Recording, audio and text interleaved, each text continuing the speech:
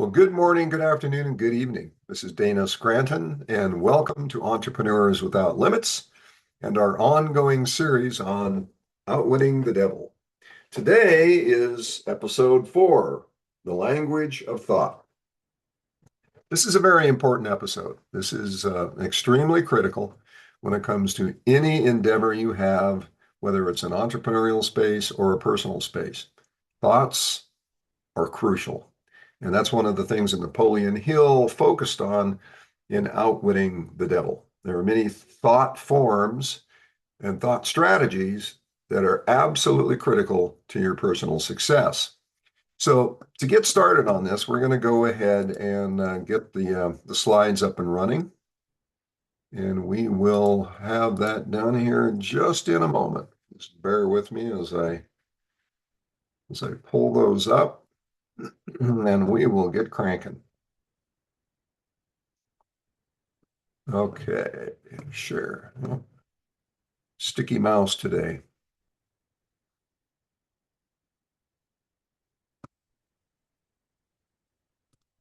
There we go.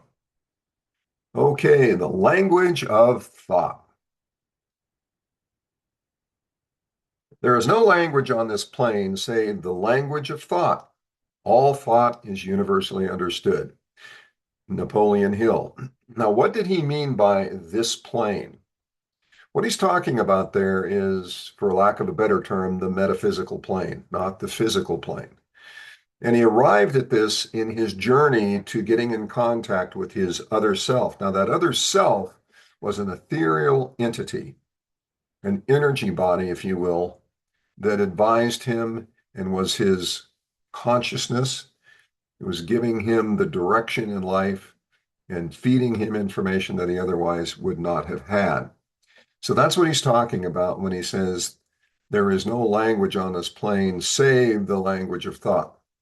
And we're going to get into that more as we move through this. Now, you've undoubtedly heard thoughts are things. This is a very popular statement, and it comes from a lot of the personal development literature and the field of personal development, where they focus on your mindset, which is comprised of your thoughts. But this goes way, way back to the late 1800s in the free thought movement. We won't get into that right now, but it's a very relevant concept. In fact, it's not even a concept. It's a proven, it is a proven statement of what really happens. Now, Einstein showed us something profound back, when he developed his famous equation, E equal mc squared, is the equivalence of energy and matter. Now, in the metaphysical sense, you have heard that phrase, thoughts are things. How can that be? Well, here's how that works. Thoughts become things because thoughts are energy. That energy is realigned, refocused, accumulated, and ultimately a thing is produced from it. Now, physics doesn't prove the phrase, okay? There's a powerful extrapolation of that that's worthy of your consideration, but the actual physics of thoughts are things is not exactly related to that equation. Now, let me take another leap. If thoughts are things, then thoughts are life. Thoughts are comprised of energy, as I said. That energy contains information. When you think a thought, there is energy involved in that. Consider it you're burning calories thinking about that thought. But that thought is not constrained to your physical body. That thought is transmitted outside of your body through the connection between you and the non-physical space. And that information that's in the thought is assimilated by that entity, that environment that's outside of your physical space. Now, energy is never still. Energy is in constant motion. It moves, it organizes, it amplifies. For example, when you think negative thoughts, when you think about being stressed, when you think about all the things that are going wrong, what happens? It amplifies your anxiety. Well, that's just an example of what a thought can do. Okay. Now, the nature direction, and intent of your thoughts influences the energy state of your mind, your attitude, your emotions, and therefore the state of your life. This is where the thoughts or things comes into play. Your thoughts create the state of your mind. The state of your mind creates your life because it predicts the actions or inaction that you take. The thoughts are language, and this is where I have found that many people are not aware of this. They're thinking in words, they're saying words to themselves. Very oftentimes, they don't realize that they're actually thinking pictures. Sometimes they aren't. But let me say this. If you didn't know another person's verbal language, how could you communicate with them? If you came to a new country, you don't speak their language, and you had to get from one place to another, how do you do that? You do it with images. If you could communicate in images or pictures, movies, if you will, that communication becomes easy. Way back in the olden days of the Native Americans, one tribe coming across another tribe may not have spoken the same language, but they used sign language to communicate what it was that they wanted the other person to understand. So sign language is a communication methodry using imagery. And the same is true of your thoughts. Thought language is similar. Thinking in words has limited value. It's not a universal means of transferring the information that you want to be transferred. But thinking in imagery is of greater value. When you put pictures in your mind, those pictures are communicated outside of your mind into the energy field. Now, I know this may sound abstract to you, but bear with me as we get into this. Images, pictures, contain more information than words. You've heard the old saying, a picture's worth 1,000 words. That's also true of the thoughts in your mind. Now, imagery is a thought language. These are the alphabet, if you will, of your thoughts. The imagery, the pictures. And some of that imagery is not just static pictures, it's moving. For example, these are quotes to a fashion of some of the things that you undoubtedly have heard, maybe. See in your mind already having that which you desire. Feel what it is like to be living your dream life. Hold in your mind the image of having achieved your definite purpose and how you now have all the rewards for having done so. Associate every act through the day with being but a frame in the movie of success running in your mind. Express deep gratitude for everything in your life. Be thankful for being worthy of what you have, what you know, who you are and will be. Now, all of those are actually imagery. Now, let's go back to the word feel. To feel something is to create emotion.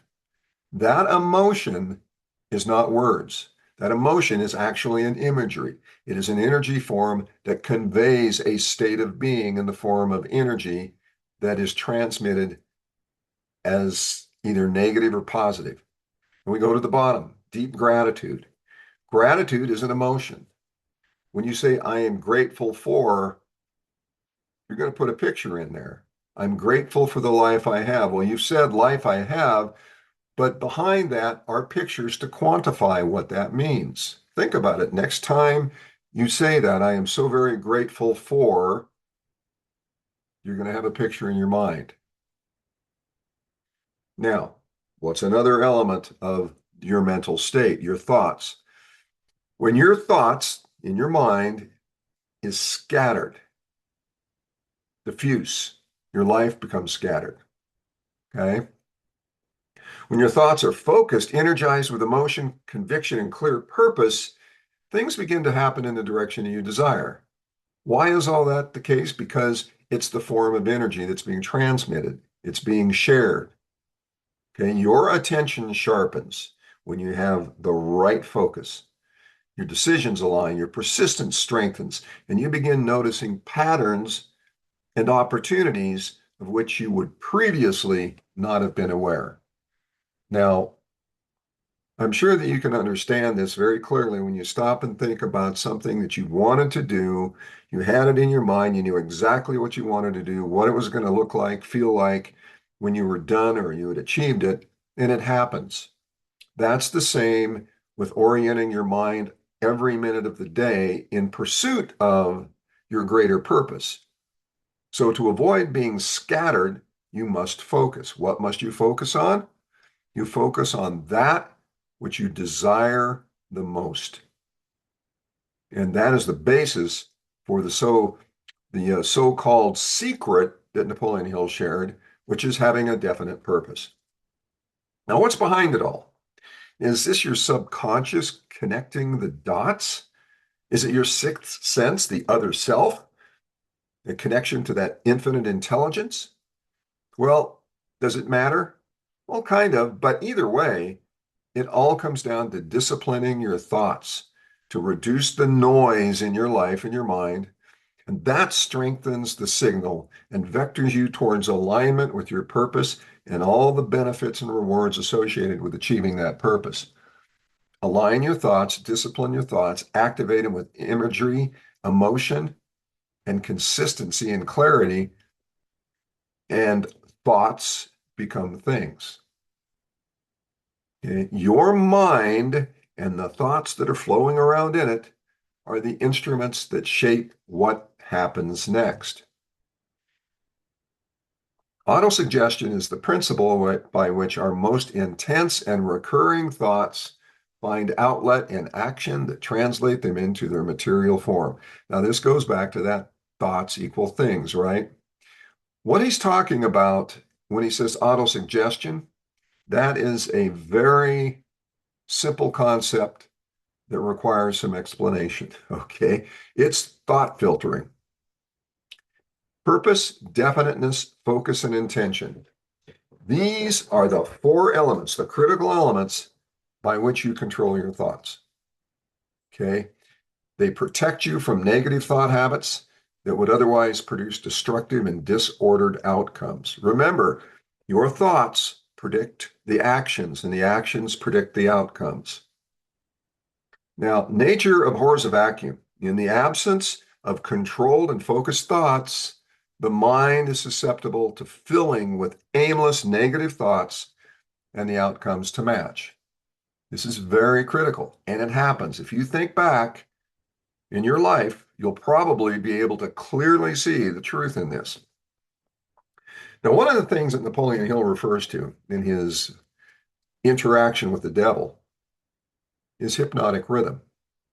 Now, in his dialogue with the devil, the two critical tools, most important tools, weapons, if you will, that the devil uses against humanity, the hypnotic rhythm is the second one. The first one is drifting.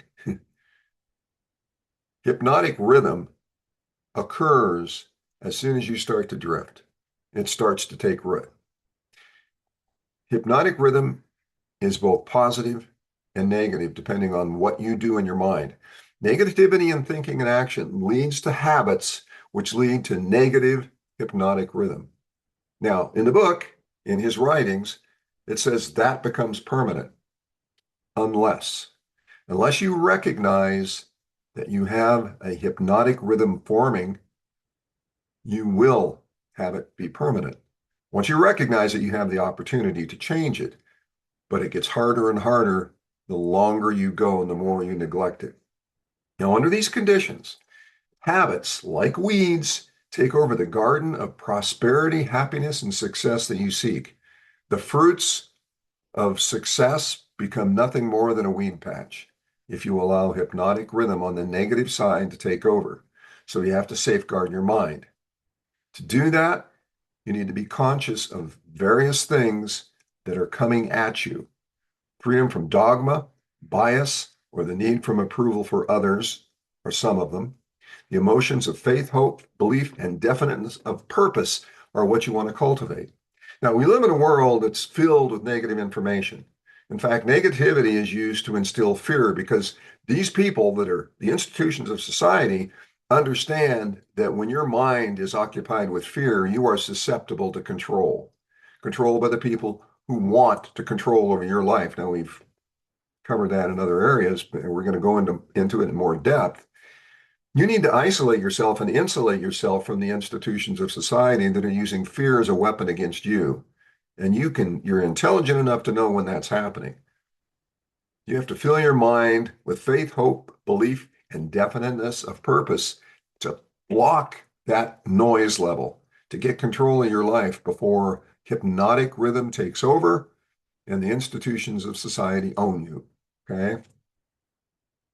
The person who thinks in terms of power, success, and opulence sets up a rhythm which attracts these desirable possessions. The person who thinks in terms of misery, failure, defeat, discouragement, and poverty attracts the undesirable influence. Thoughts are things. Your thoughts are energy. They have form, they have frequency. The frequency aligns with the frequency that's outside of the physical world.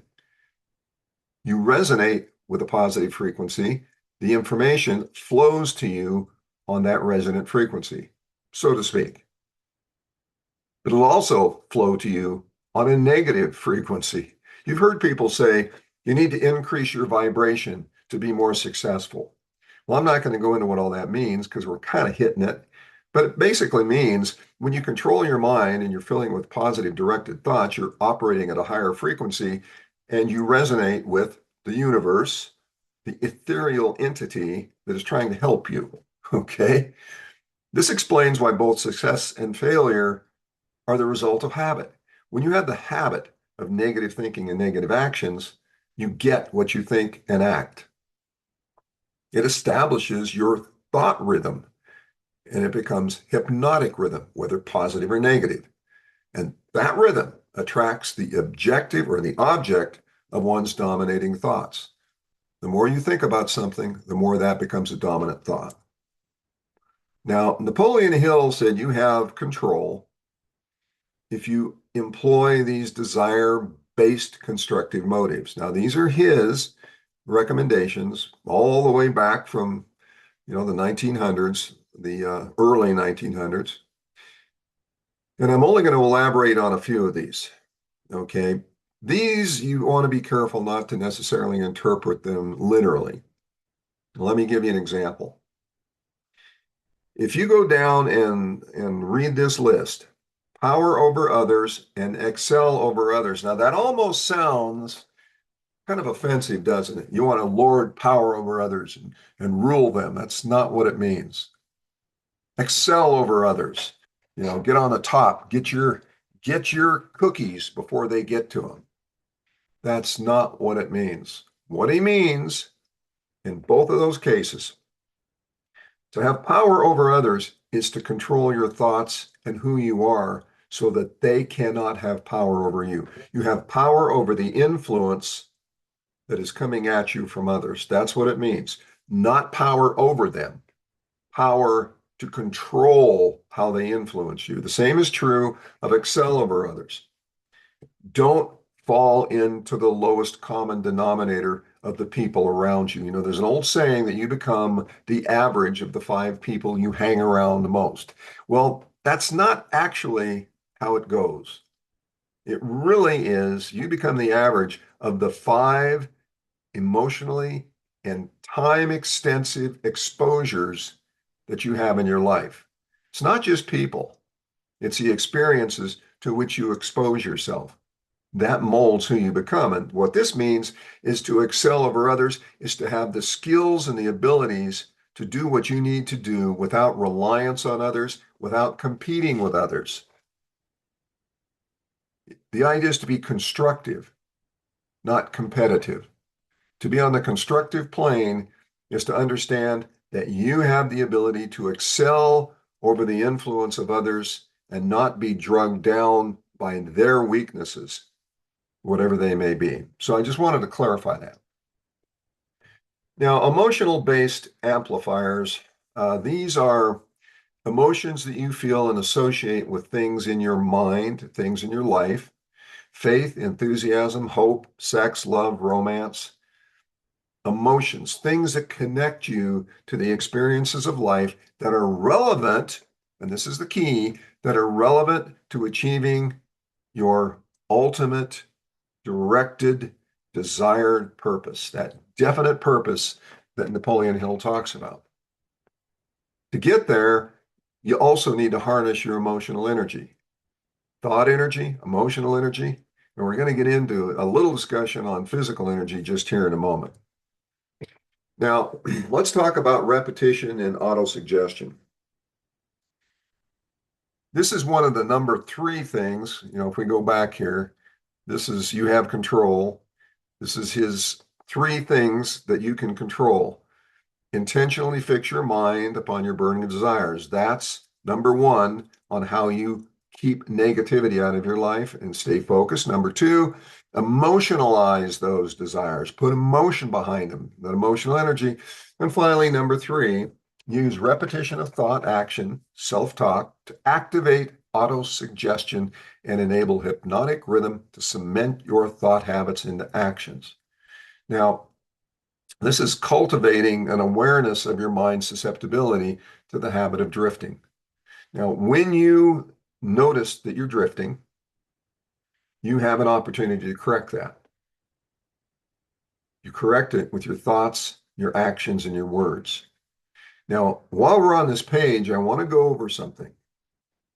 When we talk about autosuggestion, many people will say, well, that's just affirmations. No, it's not.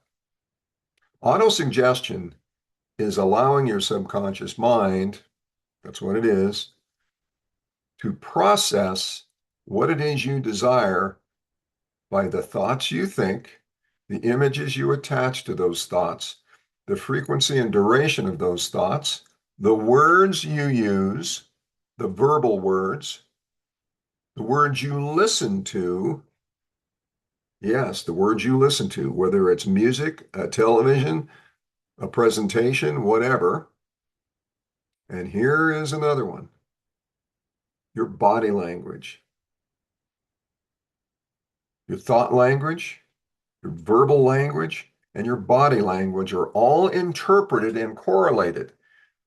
And if you're telling yourself in your mind that you're excited and enthusiastic and you're focused, but you're slouching like, oh yeah, I'm enthusiastic, guess what? You just overrode everything with your body language. So be aware of that. You have that control. So these things are extremely important to understand if you want to succeed in life.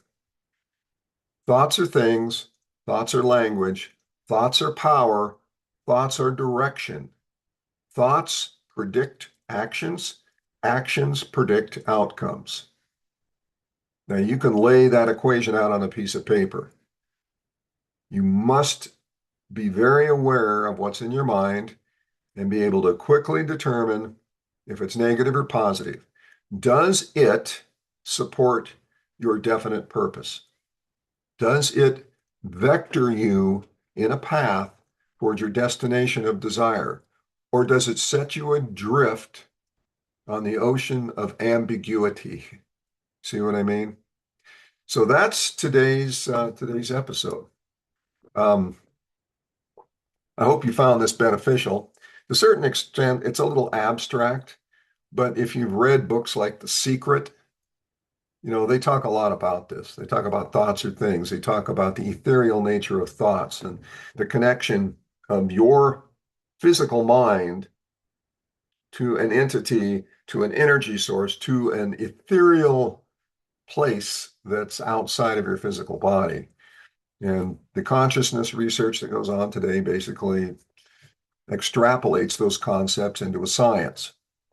Now, to some, it may sound like woo-woo stuff, but when you really think about it, when you become aware of your thoughts, when you start becoming aware of the subtle feelings, the subtle occurrences, you think something and then all of a sudden today, the next moment, the next day, a week later, something unusual happens that just happens to be associated with that thought.